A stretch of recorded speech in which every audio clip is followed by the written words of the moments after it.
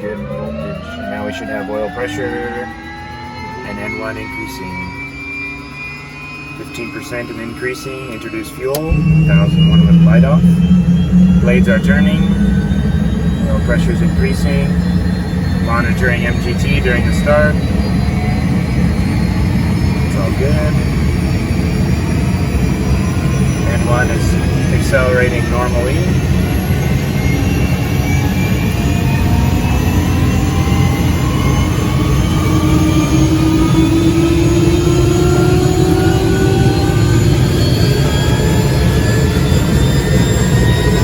Starters out. Continue to accelerate. And it'll idle about 65%. The guard on and turn the generator on.